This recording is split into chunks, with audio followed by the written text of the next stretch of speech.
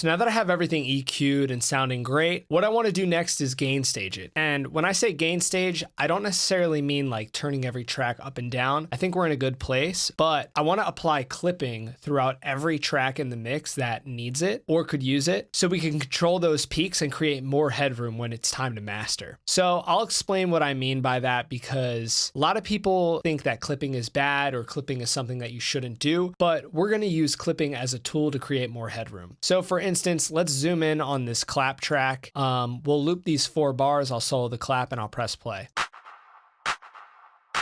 If we hit tab, we can find our clap track. And we can see what our peak readout is. You want to control peaks because if there are really tall peaks stacked on top of each other, it's going to hit the clipper or limiter when it doesn't really need to do that. So by clipping each sound in the mix, we can create more headroom by the time we get to the master. So we can see our clap is peaking at -3.3. So there's a ton of clipping plugins out there. A lot of them are free. There's K-Clip, G-Clip, Standard Clip. We can use all those, but for this, I'm just going to use Saturator and show you how to do it inside of Ableton. So the first thing I want to do is add an oscilloscope. For this, we're using a plugin called Vision 4X. And if we press play, we can see these big peaks, and we don't want that, we don't need that. So what we want to do is we want to add a saturator before this oscilloscope, and instead of analog clip, let's select digital clip. And one important setting that you need to turn off is you need to right click on the saturator and make sure high quality is turned off. For example, if we have high quality turned on and we boost, there's still a little bit of red, which means it's not completely clipping. But if we right click and turn high quality off,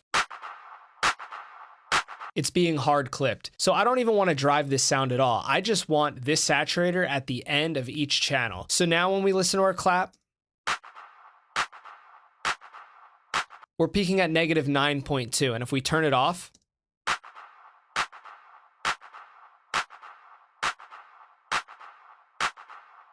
it sounds almost exactly the same, but we're shaving off like 7 dBs of that peak. So if we do that throughout our mix, it's really gonna add up and help us out. So now let's listen to our whole track and we'll go through the mix and see where we can apply this clipping to shave off some of those peaks.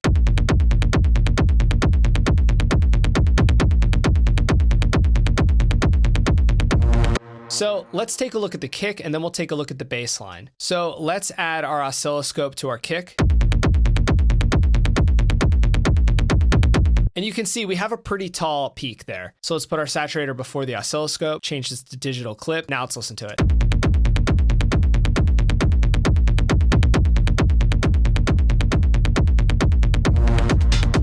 So I actually like it without the saturator. There's some things that you don't want to just clip the transients right off of, and a kick is one of them. We might be able to shave a little bit off without it affecting it, but we're clipping, you can see right here, we're clipping into this low end, and what you're going to be left with is just a sound that lacks dynamics. And especially for something as important as the kick, we can shave things off in other places to compensate for that, but I kind of like the kick with this transient. But let's see if we can shave off a little bit of that peak. So what I'll do is I'll put a utility before the saturator and I'll bring it down to -10, and then I'll put a utility after the saturator and bring it up to +10.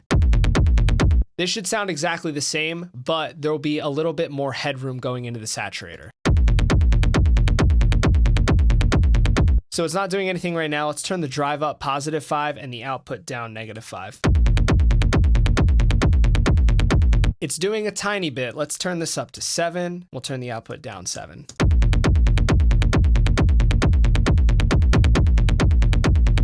And so we can group the utility and the saturator, and let's hit tab to see what our readout is. If we turn this group off, we're peaking at +2.83. And if we turn it on, we basically saved 3 dBs and it doesn't sound that different. And we still have a nice shape there. There's still a little bit of a transient. It's just not this big sharp peak. So I think we did a good job there. Now let's go ahead and take a look at our bass line. We'll bring our oscilloscope onto the bass line.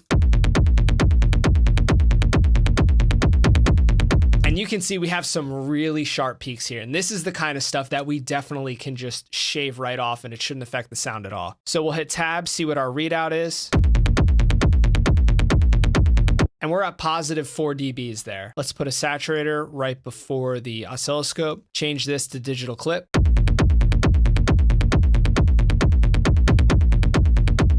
And our waveform looks much better there. And now we're peaking at negative 3.7. So we just saved 7 dBs there. And so let's just go through our entire project and apply this processing to any sound or group that we think could use it.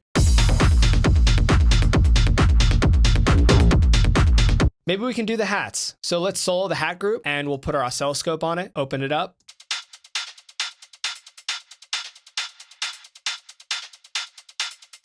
And we don't need to shave off too much of this. We don't want to clip the transient right off everything, but let's just see what happens when we do. So let's hit tab and see what our readout is.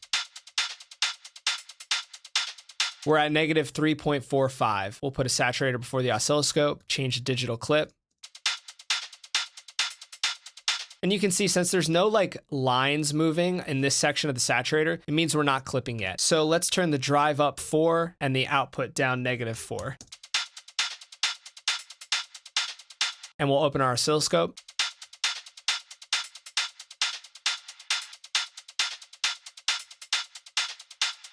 It sort of tames the peaks a little bit, and I think it sounds like a bit more glued together. We're saving 2 dBs of headroom, and it sounds good to me, so I think let's just like move on.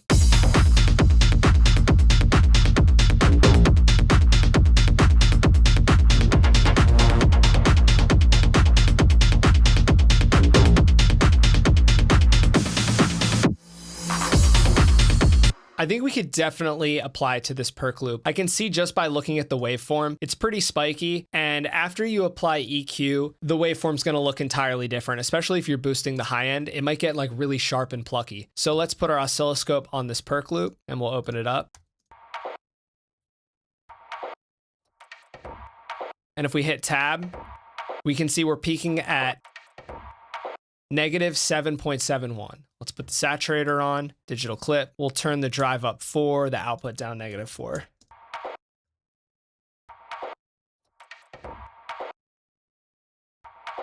And I think we can split the difference. It sounds, I'm actually starting to hear it sounds a little clipped. So maybe we'll do +2 and then -2. And we're saving about 3 dBs there, so that sounds good. I'm gonna do all of the drums first and then we'll go into the rest of the sounds.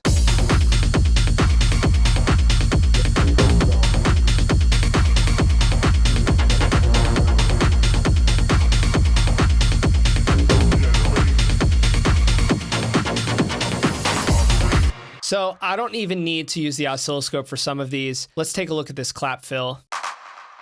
So this is peaking at negative 5.29. Put the saturator on, digital clip. Let's turn it up 3 and then down 3. So we're saving about 3 dBs of headroom there.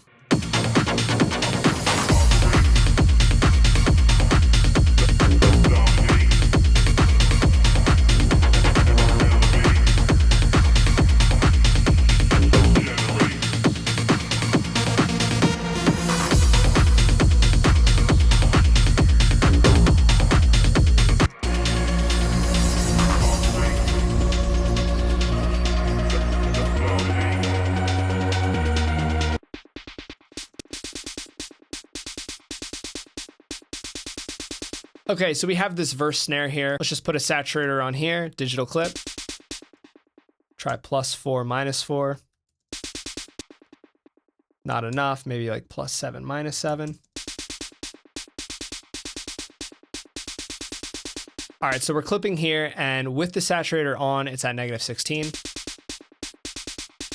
And without it, it's at -11. So we save some headroom there.